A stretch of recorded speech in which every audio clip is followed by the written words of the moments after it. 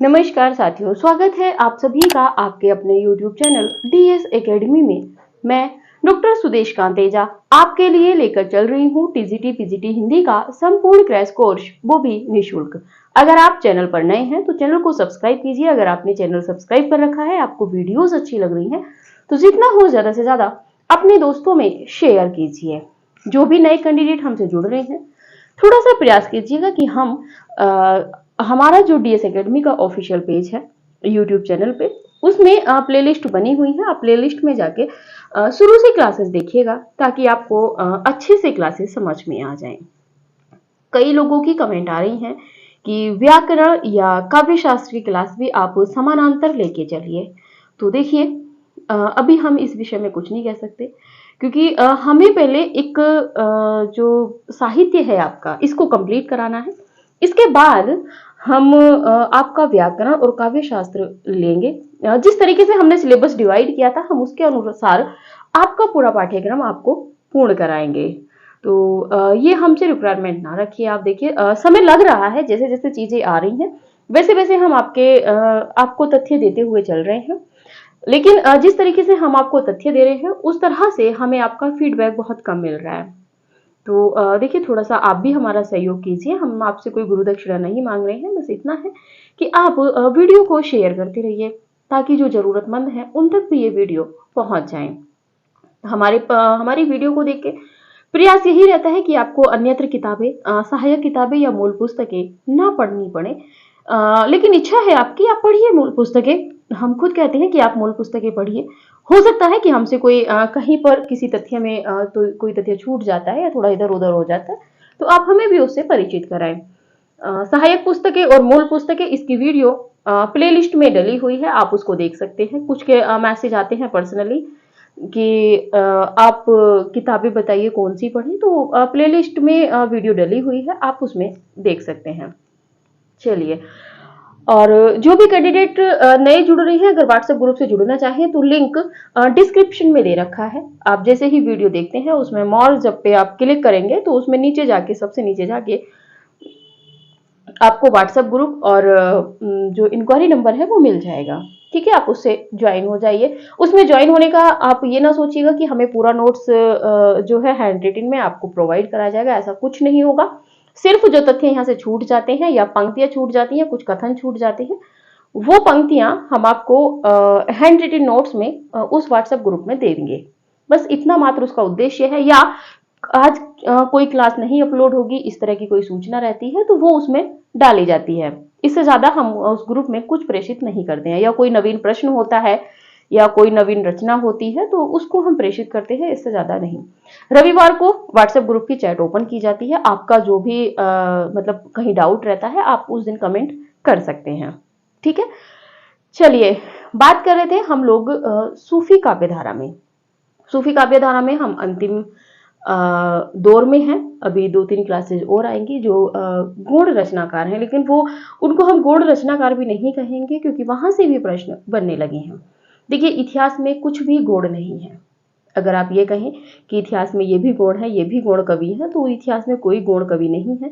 कब किस कवि से प्रश्न बन जाए आप नहीं जान सकते, क्योंकि नेट ने भी इस तरह के प्रश्न बनाए हैं। तो चलिए बात करते हैं आज के सूफी कवि पे या सूफी रचना पे। तो देखते हैं, पहली रचना है हमारी आज की रस रतन। रस रतन, इसका जो समय है 1618 ईस्वी है। रचनाकार की बात करें तो इसके रचनाकार हैं पुहुकर कवि।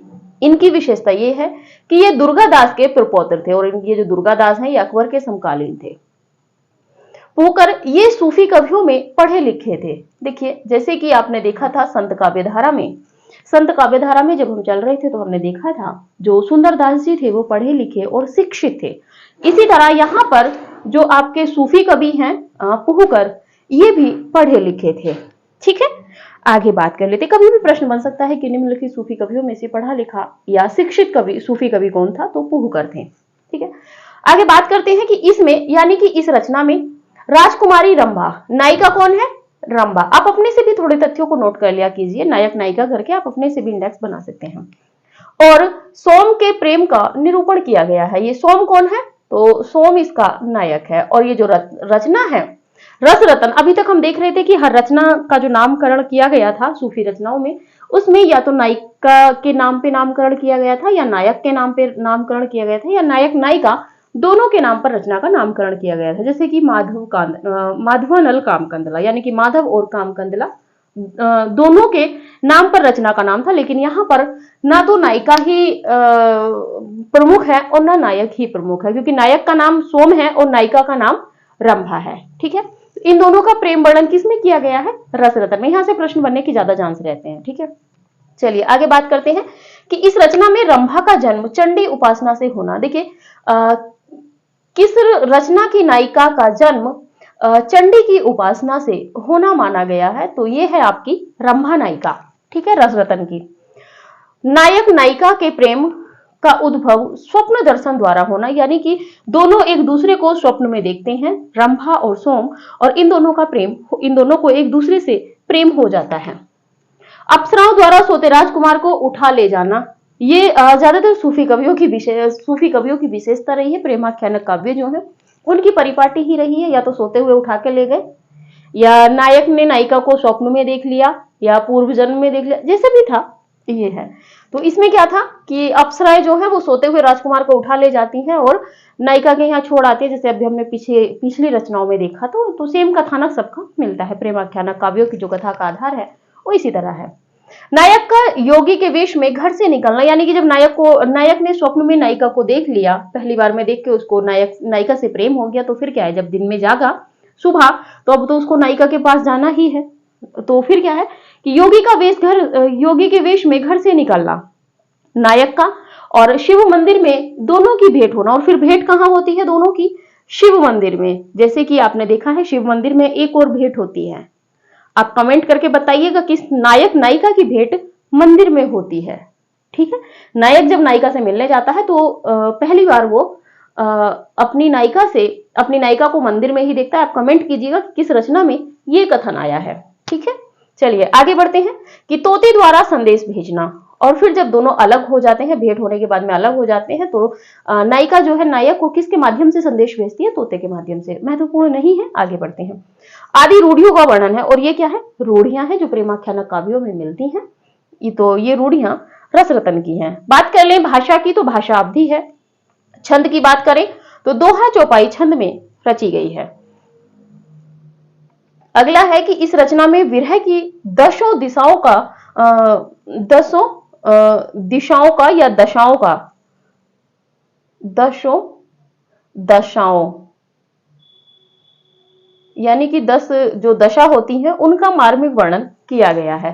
तो विरह की दसों दशाओं का वर्णन किस रचना में किया गया है? तो आपके रस रतन में किया गया है। आप स्क्रीनशॉट लीजिए, फिर आगे चलते हैं।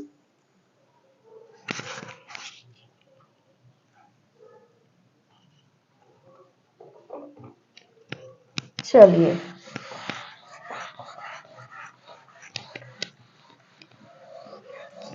देखिए, वीडियो को शेयर करते रहिए, क्योंकि जिस तरह हम मेहनत कर रहे हैं उस तरह फीडबैक हमें नहीं मिल रहा है। हम बार बार आपसे कह रहे हैं, कहीं ऐसा ना हो कि हम हताश हो जाएं और फिर हमें मतलब क्लास रोक देनी पड़े। बात करते हैं अगली रचना, प्रेम विलास प्रेमलता की कथा। प्रेम विलास प्रेमलता की कथा, प्रेमलता की कथा। रचनाकार की बात करें तो रचनाकार है इसके जटमल कवि, जटमल कवि। और ये कौन है? जटमल कवि जो है ये जैन कवि हैं। ठीक है, रचना के समय की बात करें तो रचना का जो समय है 1556 ईस्वी है। 1556 ईस्वी। कवि ने इसकी रचना लाहौर में की थी, लाहौर में की थी। इस रचना का आरंभ कवि ने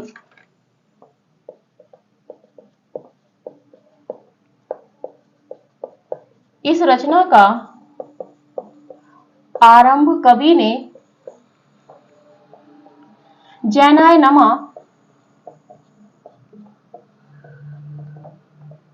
जहनायनमा से किया तथा किया तथा अपना परिचय दिया,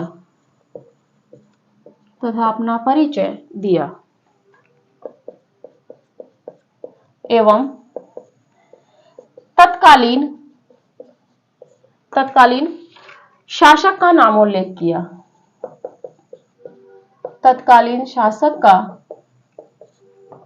नामोल्लेख किया। ठीक है, आगे देखते हैं। इसमें दोहा चौपाई छंदों का प्रयोग हुआ है। इसमें दोहा चौपाई छंद का प्रयोग हुआ है। आगे बात कर लेते हैं। इस कथा की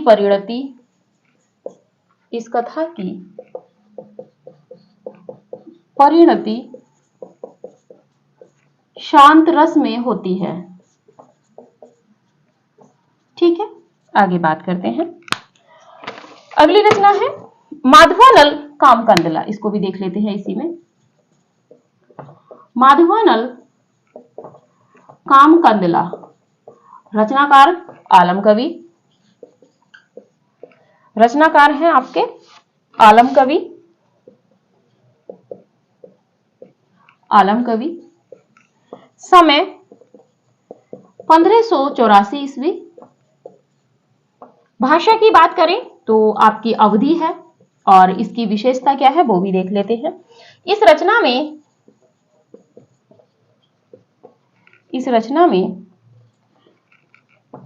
चौपाइयों की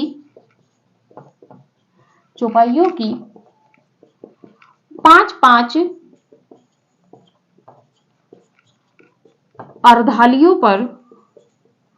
अर्धालियों के बीच दोहे या सोरठे का प्रयोग है। बीच दोहे या सोरठे का प्रयोग हुआ है। ठीक, चलिए विस्तृत देखते हैं इस रचना को। प्रेम विलास प्रेमलता की कथा। इसके जो रचनाकार हैं जटमल कवि हैं। जटमल कवि कौन है?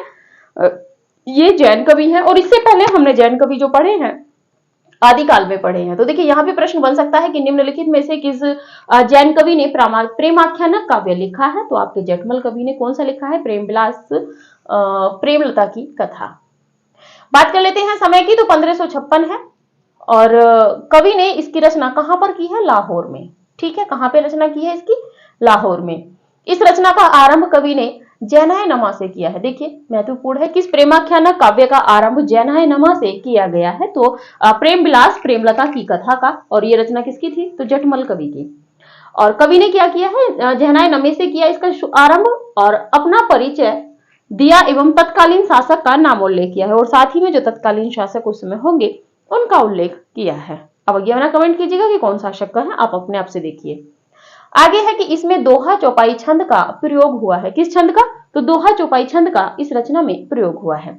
इस कथा की जो परिणति है किस रस में हुई है? तो शांत रस में। ठीक है, आगे बात कर लेते हैं माधवानल कामकंदला। ये कौन सी रचना है? आलम कवि वाली माधवानल कामकंदला है। 3 रचनाएं मिलती हैं, माधवानल कामकंदला, माधवानल कामकंदला चौपाई, इस तरीके से। तो ये जो है आलम कवि की है। समय 1584 ईस्वी है। भाषा अवधि है, और इसकी विशेषता यह है कि 5-5 चौपाइयों के बाद, यानी कि 5-5 चौपाइयों के बाद में जो अर्धाली दी जाती है थी वो दोहा या सोरठे की इस रचना में दी गई है। ठीक है, आप स्क्रीनशॉट लीजिए, फिर आगे बढ़ते हैं। एक रचना और देखनी है।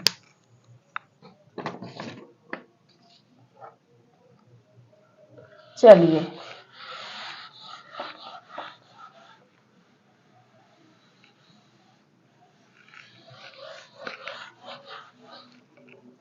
आगे बात करते हैं। अगली रचना हंस जवाहिर।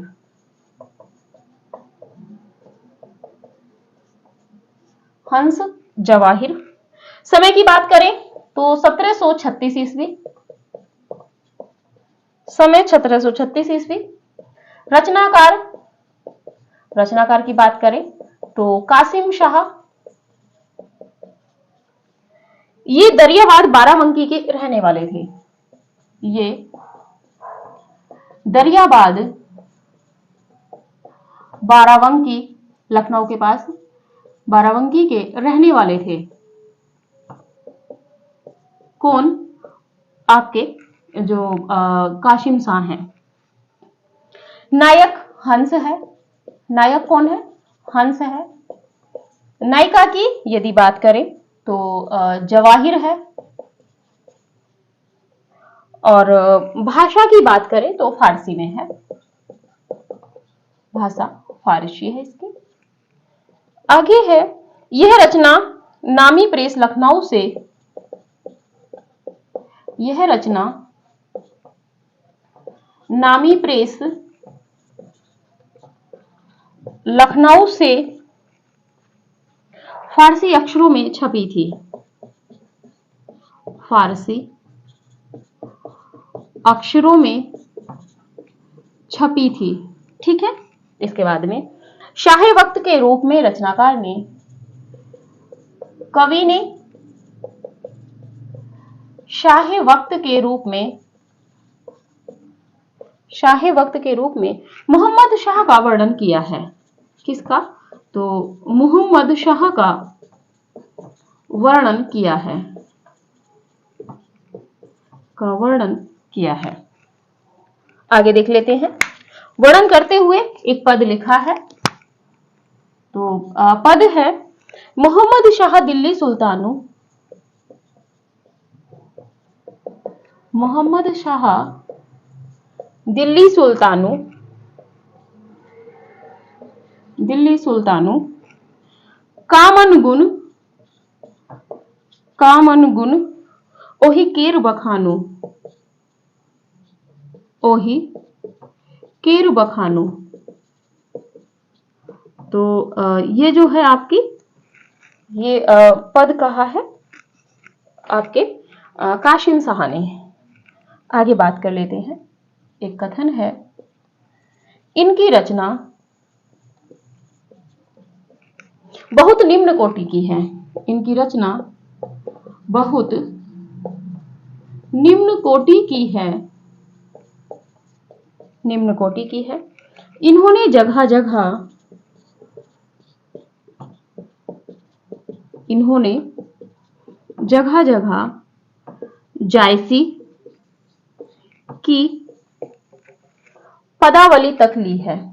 जायसी की पदावली तक ली है, पर प्रौढ़ता नहीं है, पर प्रौढ़ता नहीं है।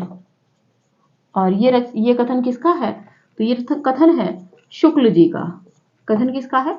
शुक्ल जी का। चलिए देखते हैं। आप स्क्रीनशॉट ले लीजिए पहले इस रचना का। चलिए बात करते हैं हंस जवाहिर की। हंस जवाहिर जो रचना है ये कासिम शाह की है। कासिम शाह की रचना है।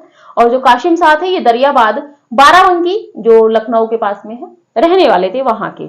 समय की बात करें तो 1736 ईस्वी आपके हंस जवाहिर का समय बैठता है। नायक की बात करें तो हंस है, नायिका की बात करें तो जवाहिर है। विशेषता फिर यहीं पे है कि इसमें जो है नायक नायिका दोनों का नाम रचना में लिया गया है। ठीक है। हंस नायक है और जवाहिर नायिका है, जैसे कि हमने देखा था माधव और कामकंदला। ठीक है। बात कर लेते हैं भाषा की, तो फारसी भाषा में है। विशेषता है कि यह रचना नामी प्रेस, कहां से? तो नामी प्रेस लखनऊ से फारसी अक्षरों में छपी थी। ठीक है। कवि ने शाही वक्त के रूप में मोहम्मद शाह की प्रशंसा की है इसमें, यानी कि वर्णन किया है या प्रशंसा की है। क्या कह के की है कि मोहम्मद शाह दिल्ली सुल्तानु, मोहम्मद शाह दिल्ली सुल्तानु, इस समय जो था शासक कौन था? मोहम्मद शाह। कहाँ के? दिल्ली के सुल्तान थे। कामन गुण ओहिकेर बखानु, और इनके विषय में और मन से में क्या बखान करूं, इतना ही बखान है, आगे पद बड़ा है उससे मतलब नहीं है। चलिए आगे बात करते हैं। कथन है कि इनकी रचना बहुत निम्न कोटि की है। देखिए यहां से प्रश्न बन सकता है कि इनकी रचना बहुत निम्न कोटि की है। शुक्ल जी ने यह कथन किस कवि के लिए कहा है? तो किसके लिए कहा है? कासिम शाह। ठीक है। हंस जवाहिर के जो रचनाकार है उनके लिए कहा है। आगे देख लेते हैं कि इनकी रचना बहुत निम्न कोटि की है। इन्होंने जगह जगह जायसी की पदावली तक ली है। ठीक है। पर प्रौढ़ता नहीं है। तो ये पूरा कथन किसका है? तो ये पूरा कथन शुक्ल जी का है। तो हंस जवाहिर। बाकी हमने बाकी की जो रचनाएं देखी थी ये थी। और ये रचनाएं देखिए, हम इनको गौण रचना भी नहीं कह सकते हैं, क्योंकि यहाँ से प्रश्न बनते हैं, क्योंकि जितना भी तथ्य आपको दिया जा रहा है प्रामाणिक इतिहास ग्रंथों से दिया जा रहा है। और प्रामाणिक इतिहास ग्रंथों में कब कहाँ से प्रश्न बन जाता है, देखिए आने वाले समय में हो सकता है कि ये नामी प्रेस लखनऊ से ही प्रश्न बन जाए आपका, ठीक है, कि हंस जवाहिर का जो प्रकाशन हुआ है वो किस प्रेस से हुआ है। तो कहा नहीं जा सकता है, आयोग है, इतिहासों में अगर तथ्य है तो वहां से प्रश्न बनना स्वाभाविक है, ठीक है। जो सहायक पुस्तकें हैं उनमें इतना तथ्य नहीं मिलता है आपको, मूल पुस्तकें ही आपको पढ़नी होंगी। तो आज की क्लास हम जो है यहीं पे रखते हैं। इसके बाद में जो बाकी की रचनाएं बची हैं हमारी, उनको हम आगे देखेंगे। एक इंडेक्स भी तैयार है जिसमें क्या ये विशेषताएं हैं कि कौन सी रचना किस भाषा की है, कौन नायक नायिका है, और उसी के साथ में कि किस रचना में कितनी चौपाइयां, कितने दोहों पे कितनी चौपाइयों पे दोहा दिया गया है, कौन सी रचना केवल दोहा मात्र है। तो बहुत विस्तार से हम आपके लिए मेहनत कर रहे हैं। आप भी कोशिश कीजिए, थोड़ा सा सपोर्ट कीजिए, जितना हो वीडियो को शेयर कीजिए। जितनी अच्छी हमें आपकी फीडबैक की मतलब जिज्ञासा रहती है, उतनी अच्छी फीडबैक आपकी आती नहीं है। आप समय पे क्लासेस नहीं देखते हैं, फिर कई क्लासों के बाद जब हम आगे बढ़ जाते हैं तब आपके कमेंट आते हैं। तो देखिए, आप समय से क्लासेस देखते रहिए, क्यों आप लापरवाही कर रहे हैं, ठीक है। तो आज की क्लास यहीं पे रखते हैं और मिलते हैं अगली क्लास में अगली और रचनाओं के साथ में, और उनको भी हम विस्तृत पढ़ेंगे। क्योंकि हमें कुछ भी देखिए, आपने पिछले प्रीवियस ईयर के पेपर अगर देखे होंगे टीसीटी पीजीटी के भी, तो आपको अनुमान होगा कि अगर मैम पढ़ा रही हैं तो परीक्षा उपयोगी ही है। और हम जो आपको पढ़ा रहे हैं, आप विश्वास करके पढ़ते रहिए, हम परीक्षा उपयोगी ही आपको तथ्य पढ़ा रहे हैं, जहां से प्रामाणिक प्रश्न बन सकते हैं वहीं से हम आपको तथ्य लेके आ रहे हैं। साथ में ये भी बता रहे हैं कि किस तरह से प्रश्न बन सकता है। हमने अभी आपको बताया था कि जटवल कवि से किस तरह से प्रश्न बन सकते हैं, ठीक है। तो आज यहीं तक रखते हैं, और कोशिश कीजिए आप शुरू से क्लास से देखिए, और उसी के साथ में एक कैंडिडेट भी अगर 2 3 4 कैंडिडेट को प्रतिदिन अपने साथ में जोड़ता रहता है, ऐसा नहीं है। सभी की मित्र मंडली में अगर मैं हिंदी से हूं, तो मेरे भी जो फ्रेंड सर्कल होता है, जो टीचर लोग होते हैं, सब हिंदी वाले होते हैं। तो आपका भी हिंदी का बैकग्राउंड है, तो आपके भी जो मित्र मंडली होगी हिंदी की ही होगी। तो जितना हो ज्यादा से ज्यादा वीडियो को शेयर कीजिए, हो सकता है किसी एक का भी लाभ हो जाए, और वो आपको सिलेक्शन के बाद में धन्यवाद दे, और आप तो हमें देंगे ही देंगे। तो ठीक है, चलिए। और हाँ, एक बात और कहनी थी, कोई हमारा कंपैरिजन किसी से ना कीजिए। ये चीजें हमें अच्छी नहीं लगती हैं जब हम तक ये चीजें आती हैं कि आपका कंपैरिजन उनसे हो रहा है। देखिए, हर कोई अपने में अलग कृति है, ईश्वर ने हर किसी को अलग रखा है। कोई किसी में परफेक्ट होता है, कोई किसी में परफेक्ट होता है, तो कंपैरिजन आप ना कीजिए। और दूसरी बात यह है कि अगर आप एक डॉक्टर से दवाई ले रहे हैं तो उस पर ही आप विश्वास रखिए। तो अगर आप हमसे जुड़े हुए हैं, आप हमसे पढ़ रहे हैं, आपको समझ में आ रहा है, आपको पता चल रहा है कि हाँ, हमारे तथ्य क्लियर होते चले जा रहे हैं, आपको किताब पढ़ने की एक दृष्टि मिल रही है। जैसे हमने अभी हंस जवाहिर पढ़ा, तो हमने बताया कि आप ऐसे ऐसे पढ़िए, तो आपकी दृष्टि भी खुद में खुलने लगी होगी। तो आप धैर्य रखिए, विश्वास करके थोड़ा पढ़ते रहिए। अगर हमने आपसे वादा किया है कि हम आपको फ्री कोर्स दे रहे हैं, तो वर्ग आपको नहीं रहे हैं, ये आपने बाकी भी देखा होगा। तो इसलिए हम ज्यादा नहीं कहेंगे, आज की क्लास यहीं तक। जितना हो वीडियो को शेयर कीजिए, लाइक भी कीजिए, कमेंट कीजिए, जो भी आपको उचित लगता है। तो जितना हो शेयर करते रहिए वीडियो को। मिलते हैं अगली वीडियो में। अभी सूफी काव्य धारा ही बचा हुआ है, और बहुत विस्तार से हम लोग पढ़ रहे हैं। तो ठीक है, आज यहीं तक। मिलते हैं अगली वीडियो में, तब तक के लिए नमस्कार।